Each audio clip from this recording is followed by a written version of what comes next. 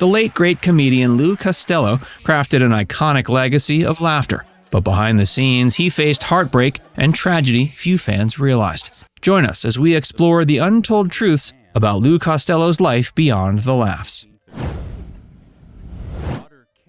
Quiet home life versus public persona. While Lou Costello was boisterous and mischievous on screen, his daughter Chris confirms he was far more subdued at home. Lou understood the importance of separating his work and private lives. Though a master funny man on camera, Lou was not constantly on at home. He could relax and didn't feel the need to perform comedy routines around his family. Chris remembers him as being actually quite quiet. Lou appreciated the value of unwinding and recharging his creative energies when away from the spotlight.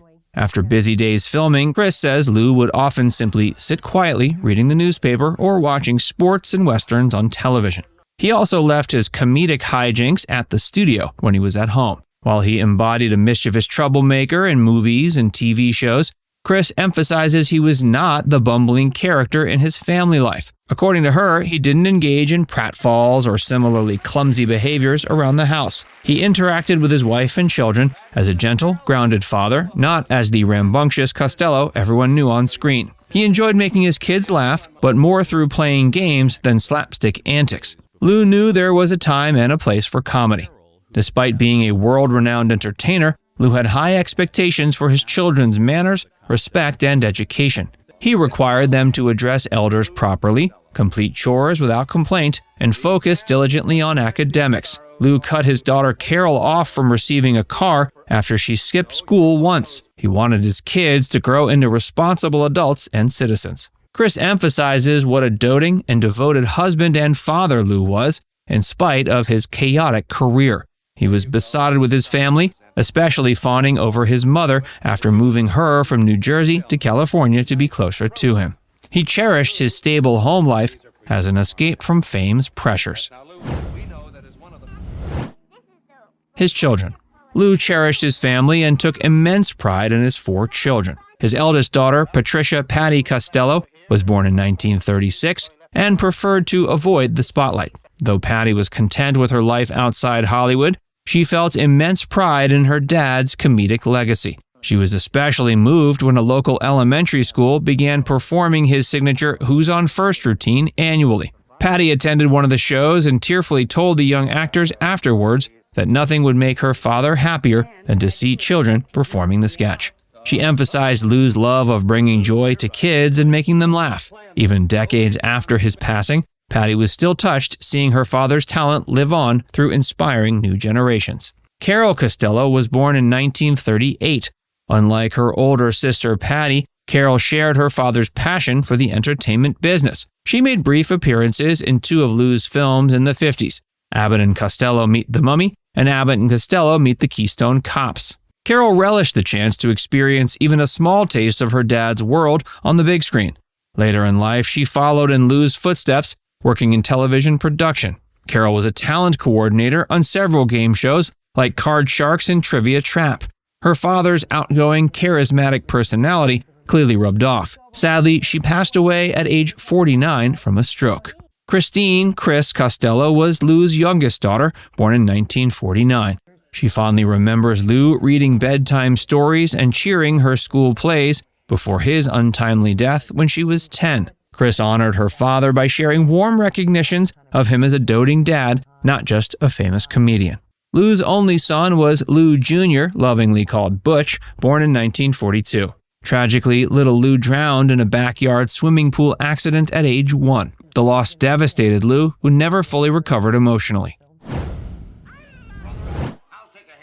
The truth about Bud Abbott. Lou Costello and Bud Abbott are known as one of comedy's greatest duos.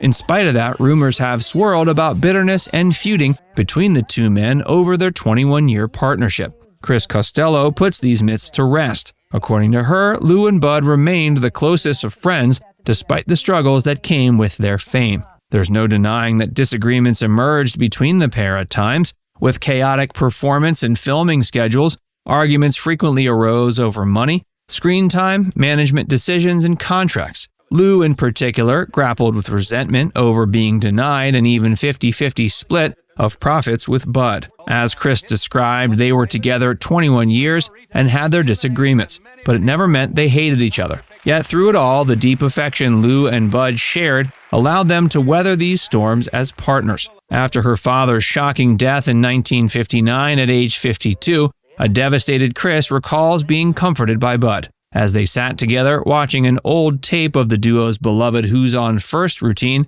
Bud began crying and told 10-year-old Chris he just missed his buddy. This moment crystallized for Chris that despite past issues, Lou and Bud's friendship remained unbreakable. The friendship formed from their instant comedic chemistry when they first paired up in vaudeville. Right away, Lou and Bud recognized their on-stage magic, merging Lou's clownish antics and Bud's aloof discipline into golden comedy. Chris reveals Bud was utterly lost without his comedic other half after Lou's sudden passing. He never found the same success with another partner. And he made sure to emphasize in interviews that reports of hatred between him and Lou were false.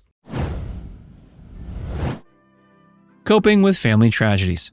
Lou projected an upbeat, cheery persona in his work, but Chris reveals he endured profound personal tragedies that forever changed him. The most heart-wrenching loss was the accidental drowning of his infant son Butch in 1942. Chris wasn't born yet, but the family tragedy left Lou grief-stricken by her account. Chris confirms Lou was never truly the same again after losing his own son. The chronicler of laugh-out-loud anarchy on screen became much quieter and more somber at home. While still warm with his daughters, the signature sparkle dimmed in Lou's eyes. Chris reveals her mother felt like she lost two family members that day, her son and the former easygoing, bubbly version of her husband. The surviving Costello children were sadly denied growing up with the ebullient, fun-loving father that Lou was before little Louie's accident. To honor Lou Jr.'s memory, Lou poured his grief into opening the youth recreation center bearing his son's name. The charity became Lou's refuge, though it could never completely fill the void left by his boy. Just over 15 years later, Chris was dealt another blow when Lou shockingly died of a heart attack at just 52. The 10-year-old was left reeling, knowing she'd never again hear her father's voice or see his face. Losing her dad so suddenly was a trauma that stayed with Chris her entire life. She admits picturing Lou still alive had he lived longer. She feels robbed of more time with him. While Chris finds solace in Lou's artistic legacy, the personal losses inflicted wounds that never fully healed. She clings to warm memories of him reading bedtime stories and kissing her goodnight, even after the darkness of losing his son. Now it's time to hear from you. What part of this story surprised you the most? Let us know in the comment section below.